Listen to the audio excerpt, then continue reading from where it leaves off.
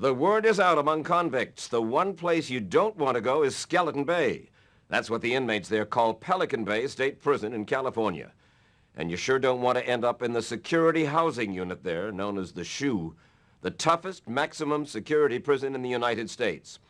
The state of California that runs it proudly proclaims it's the wave of the future, designed to isolate prisoners who they insist are out of control, too violent, too unpredictable to be housed with the run-of-the-mill murderers and rapists. But to the men who are locked up there, especially in its SHU, Pelican Bay is simply torture, a living hell where inmates are brutalized and sometimes driven insane. I got a couple homies love me, couple homies hate me, couple motherfuckers wanna fade me, but they hella shaky. This ain't Parker Brothers, I ain't playing. Move, just let me land. I'm on YouTube chasing all these bands, that's the master plan. Teach a couple lessons, then expand. Can't no go ahead, reaching people all in Bethlehem. Damn. Reaching people all in Bethlehem.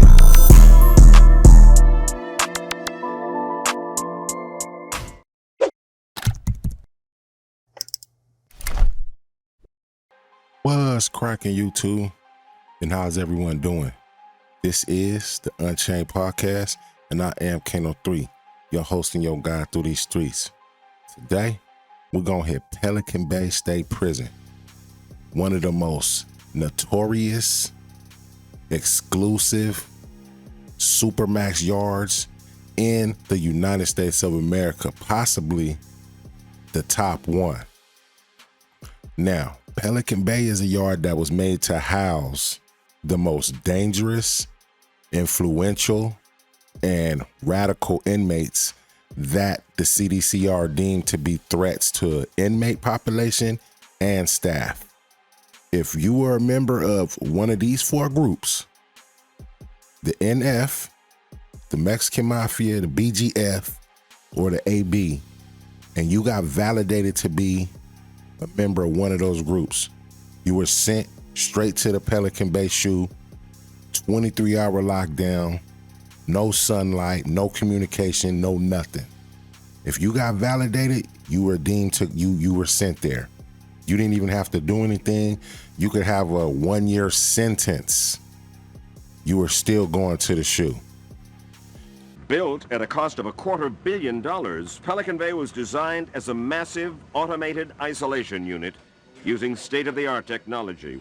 Inside the SHU, no bars, but specially designed steel doors, no direct sunlight ever, and no direct contact with another inmate. For 22.5 hours a day, inmates are kept in their cells, and for 24 hours a day, the inmates are under the control of heavily armed guards.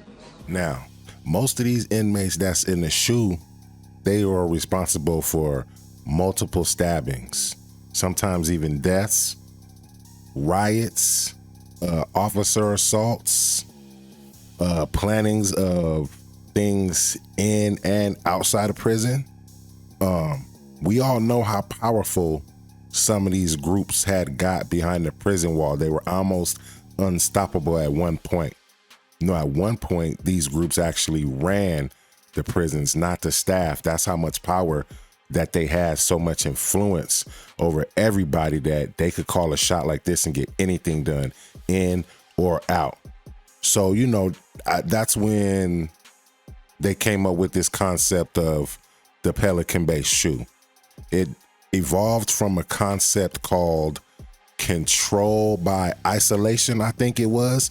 The CDCR came up with this idea that if we took all the most powerful, influential inmates out of all the California state prisons, secluded them as far north as we could take them to the tip of California, almost to Oregon, isolate them in cells, and if we put them under such harsh conditions, we can break them and break their power hold that they had over the streets and the prison system, right? That was the plan. Isolate them, put them in there for 22 to 23-hour lockdown, 8x10, windowless cell, no communication, no contact with any other inmates. If you do get a visit, it's rare, and if you do get one, it's very restricted. Most of the time when them guys got visits, it was legal visits. So there's no canteen, there's no store, So everything that you got is state provided, and every meal that you get, you don't get to go to a chow hall and sit down. You don't get to have any type of freedoms. Every meal that you get is served through your slot in your door. And if you're not there to get your meal, or you're disrespecting the staff or something like that while you're back there, they'll skip your meal. You won't eat. Some people go hungry back there and starve, go crazy, start hearing voices, lose their minds, stare at the wall for months straight. So what they figured was, right, if they isolate the power stronghold of all these groups, that they'll cut the head off the snake and the body will fall. But what really ended up happening was they centralized all the power, made them stronger and more powerful. Now, some of these dudes are back there making connections and reaching legendary status. It became a stamp of approval, a badge of honor to be sent to the Pelican Bay SHU program. It was like, I'm telling you, the Pelican Bay SHU program at one time was like the Prison System Hall of Fame. You know what I mean? So going sitting there did exactly the opposite. They were still able to run their networks through various methods, you know, either, you know, probably kites, maybe some cricket cops here or there, you know what I mean? Business meetings disguised as legal meetings, you know, things of that nature. We talking about some of the most smartest individuals that you'll ever meet, which is another reason why they wanted them, you know, isolated and away from everybody. These are guys that read books like Machiavelli, Robert Greene books. These are guys that read, you know, books that expand your mind and teach you how to control and manipulate other people. And they study them. They don't just read them. These guys are professionals at this stuff. So not only are these guys charismatic, but they have all the power in the world backing them. So of course, having them inside regular population is a risk factor. You know what I mean? So at one point, the inmates had enough. They were sick of the poor health conditions. They were sick of the isolation. There was claims of people being isolated for decades, losing their minds back there, you know, and you can imagine that when you're isolated for, I mean, I heard some people was back there for 20, 10 years, 12 years with barely any contact with anybody. The only person that they best friend was a guard, you know, and probably a housefly that flew up in there somehow. Unlike other prisons, at Pelican Bay, security is so tight in the SHU that any job involving contact with an inmate, like serving them their meals in their cells, is done by the guards.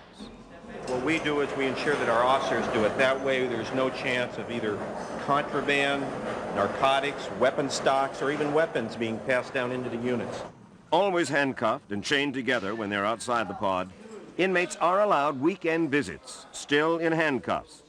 And those visits are rare because 60% of the inmates are from Southern California, 800 miles to the south. They also get a weekly visit to the law library required by the U.S. Supreme Court. These law library visits enable inmates to work on their legal appeals and the thousands of complaints they file about life in Pelican Bay. So, you know, they were just sick of all the treatment. They wasn't getting adequate food. You know, they don't get to visit their families. Health care was if you get health care, you were lucky back there. Most of the time, they just sat you back there. You had a wound, it better heal itself. You need psych meds, you're going crazy. You're just going crazy back there, you know. I've heard that it's unlike any other SHUs. It's completely silent back there. So, you know, silent when you could hear like the paint drying. You could hear the paint cracking on the wall. It's so silent in there. You know what I mean? That would drive anybody nuts. So anyways, right? A few of the inmates around 2012, they started scheduling protests. They started refusing the food. At first, you know, the guards, they didn't know what was going on until it just started catching on. First, it started in the Pelican Bay SHU. Then it spread to several other prisons around the California prison system. In their height, they had got about 30,000 inmates to stop eating. And they organized and coordinated all of this from the SHU. So as the protests grew and the inmates were refusing to lose and media outlets started to get their hands on the information, stories started going out here or there, people started having concerns, groups like Amnesty, groups like the UN, they started saying that, hey, this is cruel and unusual punishment. Nobody should be held in these conditions. They were comparing those conditions to some third world prisons, saying that the conditions in Pelican Bay were worse there than it was in Singapore. So once everybody started to cry and there was uproar, and now you got all these humane groups coming to help, pushing the cause, they were able to solidify and file a lawsuit. But there are disturbing allegations and a growing controversy about abuses in Pelican Bay Prison and its security housing unit. Allegations that are about to be played out in federal court in San Francisco in a massive class action civil rights suit in which inmates are alleging that they are brutalized and sometimes driven insane in the SHU, and that some were sent there in the first place because they were mentally ill. So in the lawsuit, it just asks for basic rights. They had 5 core elements of this lawsuit that they asked for. And the 5 core demands that they asked for were to end indefinite SHU terms based solely on gang validation. So what was happening was, even if the SHU was supposed to be for inmates that committed crimes in prison. But what happened was, if you were validated and you came and you caught another case and you came back to prison, they would send you straight to the SHU no matter what. You go straight from the county bus to the SHU. And so they were definitely saying that they hadn't done anything. It was inhumane for them to just have undeterminate SHU sentences just based off of gang validations, not anything violent that they had done. All right, the second thing that they asked for was to provide opportunities for rehabilitations. They wanted programs, outpatient programs, maybe, some programs to get some trades, job opportunities, things like that when they're released, or rehabilitation, get their GED, things like that.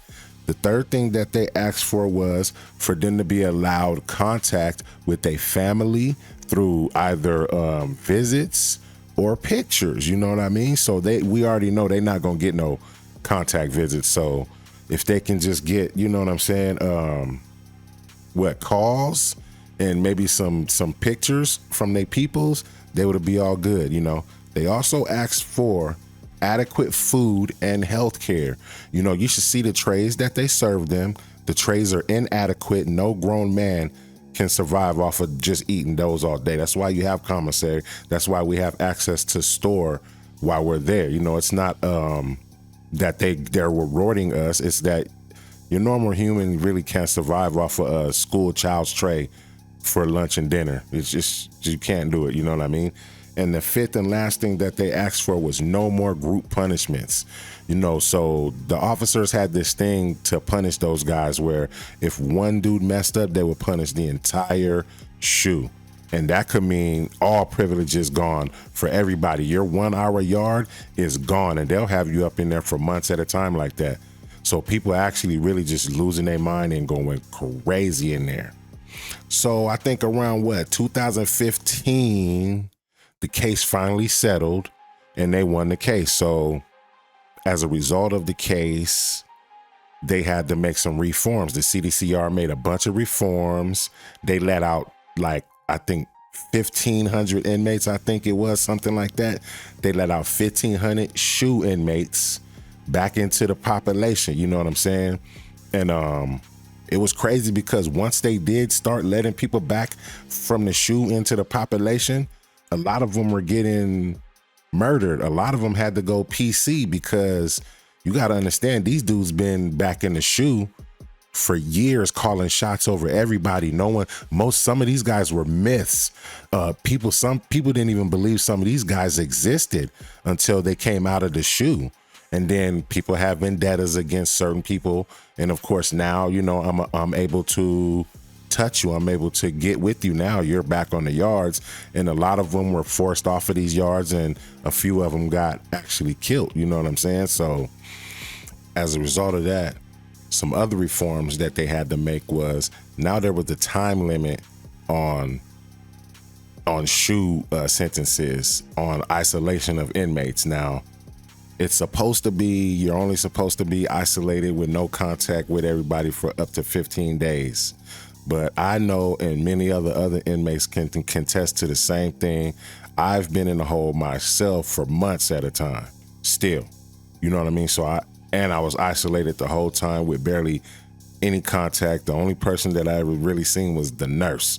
You know what I mean? So they're still finding loopholes, and they'll find ways to make you disappear. And you know what I mean? Like, I have a homie right now, like I said, I haven't seen him since the Donovan thing, you know what I mean? So ain't no telling what's going on. But okay, yeah, as of today, you know, the SHU still exists in Pelican Bay, but it's used a little bit different now. Now it's used for segregative discipline and for short-term security threats. You know, so it's basically like another hole, you know, now any other hole, you know what I mean? But it's still, Pelican Bay is still has the reputation and the feel of a very dangerous and violent prison. In fact, if I'm not mistaken, because I have a friend that's there right now, and if I'm not mistaken, they just had maybe 2 months ago, they just had another wild incident that happened there, you know. But yeah, this was my take on, you know, how the Pelican Bay SHU used to be. You know, how they would just validate. Like, I knew some dudes that was from my city, that two of them, it was a black dude and a Hispanic guy, and both of them never did any time in regular population. As soon as they got sentenced, even if they were just doing, you know, 1 to 2 years, they had to go to the SHU. Now, of course, the Hispanic dude that I know, you could tell that he's affiliated, and the black dude too. You know what I mean? They have the markings, they got the tattoos. It's obvious. But, you know, I know both of these dudes, and I mean, I know the concerns of the staff because of the power dynamic that certain individuals wield. But to isolate any human being for 20 to 23 hours out of a day, 1 day out with barely any sun, like, you don't get to like see nature. You don't get to see anything like that. I mean, if a bird lands on top of your cage, it's the most exciting day. You know what I mean? So this was my thought on, you know, Pelican Bay and how they used to treat inmates back in the days and how it is now. This was an in-depth look. I gave some of my insights, some things I found out on research, some things I knew already, you know, and then I just put my twist to it. And I hope you guys enjoy it. You already know what this is. It's Blue Cheese Entertainment. This is the Unchained Podcast, and I'm Kano3 signing off from the pirate ship. You know, as I always ask you, especially if you made it this far, hit that like, comment, and subscribe, man. Let your boy know that you mess with me. Let's get it, baby.